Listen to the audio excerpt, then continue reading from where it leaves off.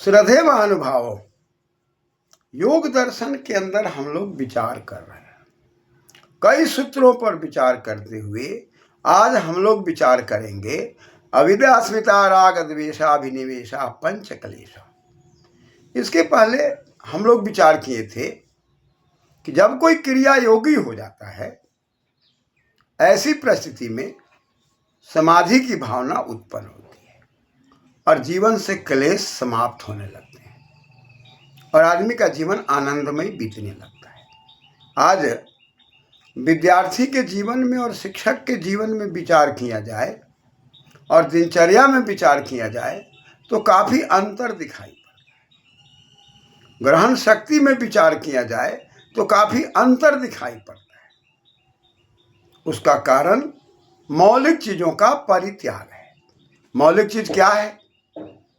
शरीर को स्वस्थ रखने के लिए विद्यार्थियों में, परिवारों में आयुर्वेदीय स्वाध्याय अध्ययन की भावना भरना और विद्यार्थियों के अंदर भी आयुर्वेद संबंधित ज्ञान भरना और योग संबंधित ज्ञान भरना, क्योंकि पठन पाठन का संबंध चित्त की एकाग्रता से है और चित्त की एकाग्रता नहीं है तो हम कितना ही अधिक क्यों न खर्च करें, शिक्षा जगत के अंदर गति नहीं दिखाई दे रही है। इसलिए योग दर्शन ये चित्त को पवित्र करने की कला है।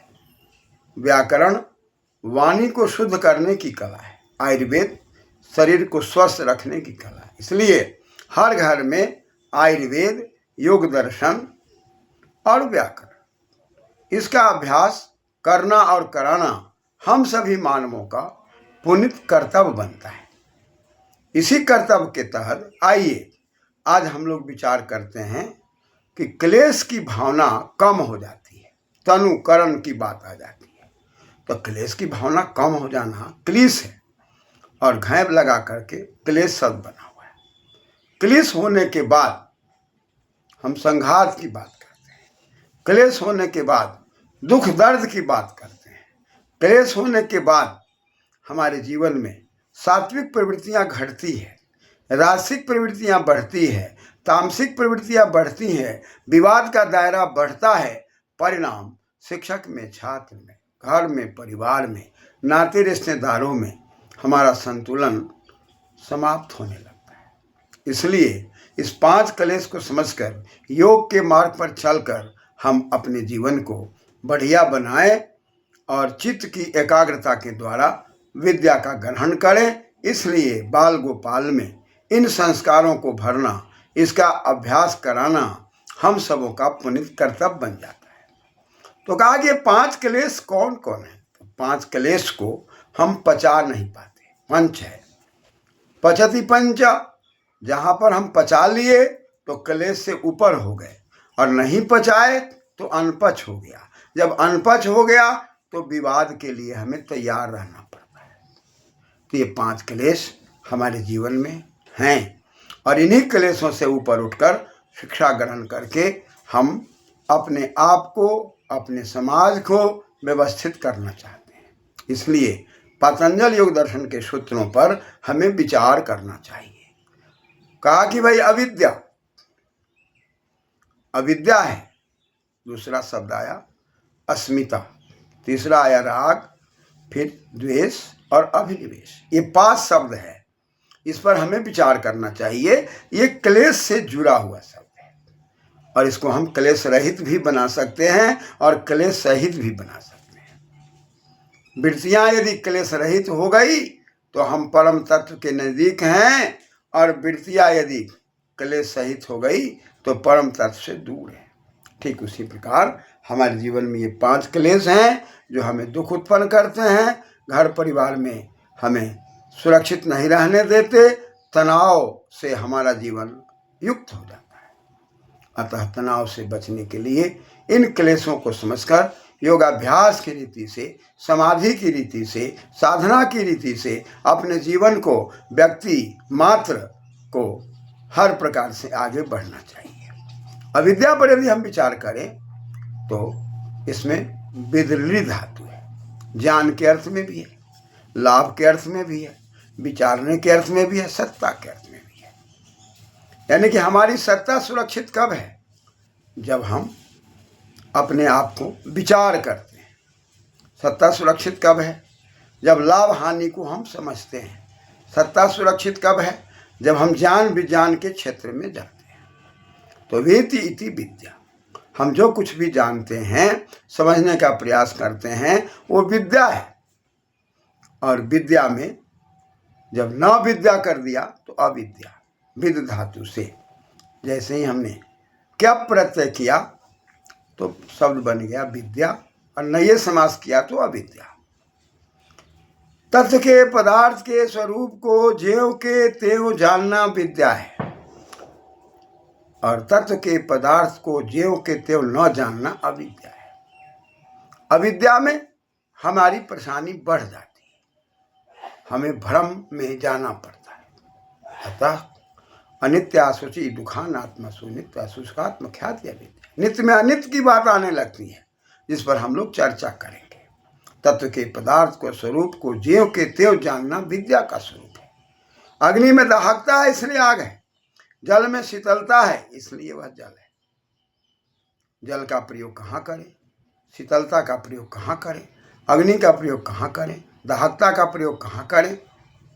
पत्थर का प्रयोग कहाँ करें? मनुष्य का प्रयोग कहाँ करें? सजीव का प्रयोग कहाँ हो? निर्जीव का प्रयोग कहाँ हो?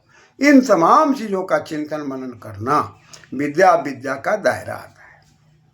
दूसरा शब्द आता है अस्मिता। अस्मिता में अस्मि शब्द है, अक्ता प्रत्यय, टाप लगा दिया अस्मिता।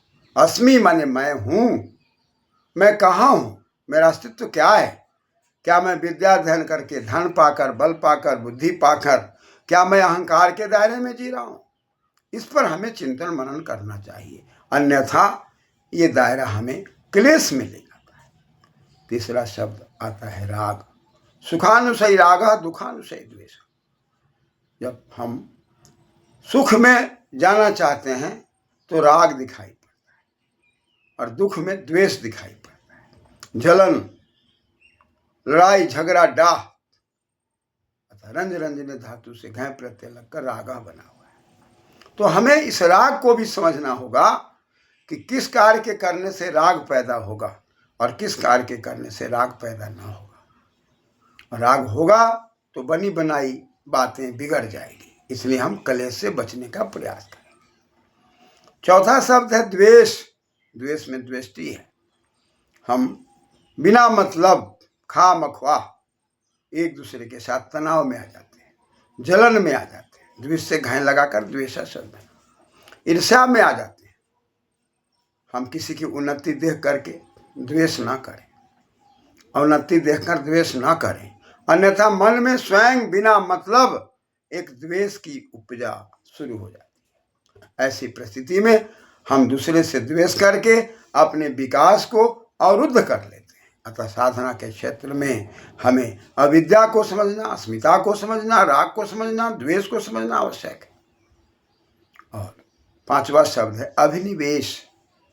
अभिउपसर्ग है, निउपसर्ग है, विष धातु है, घय प्रत्यय। अभिनिविशते, अभिनिवेश, हम कहीं प्रवेश कर जाते हैं बिना सोचे बिना समझे, वहां भी क्लेश उत्पन्न होता है। कहाँ हमको जाना है, कहाँ हमको उठना है, कहाँ हमको बैठना है, कहाँ हमारा विचार मिलता है और कहाँ हमारा विचार नहीं मिलता है, इन तमाम चीज़ों पर हमको विचार करना चाहिए।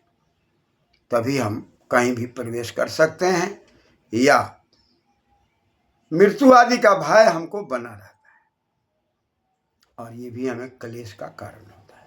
हम जन्म लिए हैं तो मरना स्वाभाविक है, इसलिए जन्म से मरण के बीच में हमें शिक्षा की प्राप्ति करनी है, अहंकार का परित्याग करना है, किसी व्यक्ति से राग द्वेष नहीं रखना है, अपने कर्म क्षेत्र पर आगे बढ़ना है, साधना के क्षेत्र पर आगे बढ़ना है, यम नियम आसन आदि का प्रयास करते हुए घर परिवार में सबको समाधि लगाने की बात करनी है, चित्त को एकाग्र करने की बात करनी है, और क्लेशों से बचते हुए हम आगे बढ़ें।